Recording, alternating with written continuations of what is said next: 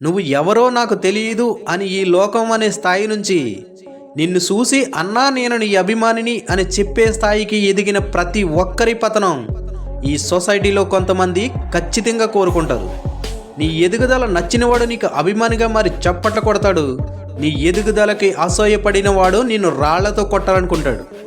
ఇప్పటి వరకు సెలబ్రిటీగా మారి పతనమైపోయిన ప్రతి ఒక్కరి పతనం వెనుక ఆ పతనానికి కారణం ఒక స్త్రీ అయి ఉంటుంది. ఒక మొక్క చెట్టుగా మారడానికి పైకంటూ ఎదిగి అహంకారంతో విర్రవీగిందంట. అది ఎంత పైకి ఎదిగిందో అంత బలంగా తన వేర్లని భూమిలో నాటలేకపోయింది. ఒకసారి ఒక గాలివాన వచ్చి వెంటనే కుప్పకూలిపోయిందంట. మనిషి కూడా అంతే. ఎప్పుడైతే ఈ సొసైటీ నిన్ను సెలబ్రిటీగా చేసిందో అప్పుడే నీకు శత్రువులు కూడా పుట్టుకొస్తారు. సెలబ్రిటీగా మారిన ప్రతి ఒక్కరూ మూడింటికి చాలా దూరంగా ఉండాలి. 1 మందు, 2 మగువ, 3 అహంకారం. ఒక మగాడిని నమ్మి మోసపోయి మద్యానికి బానిసయ్యి తన జీవితాన్ని నాశనం చేసుకున్నారు సావిత్రి గారు.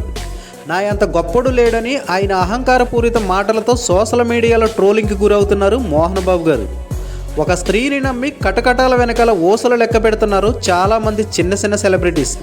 ఏ మనిషి అయినా తను పైకి ఎదగడానికి ఎంత కష్టపడ్డాడో ఆ ఎదిగిన స్థానాన్ని నిలబెట్టుకోవడానికి అంతకంటే ఎక్కువ కష్టపడాలి. ఒక సెలబ్రిటీగా మారిన ప్రతి వ్యక్తికి అసూయపరులు ఉంటారు, అభిమానులు కూడా ఉంటారు. కానీ ఆ సెలబ్రిటీని ఎంతో అభిమానించే అభిమాని కూడా వారి పైన ద్వేషం పెంచుకున్నాడు అంటే అప్పుడే ఆ సెలబ్రిటీ పతనం మొదలైపోయినట్టే.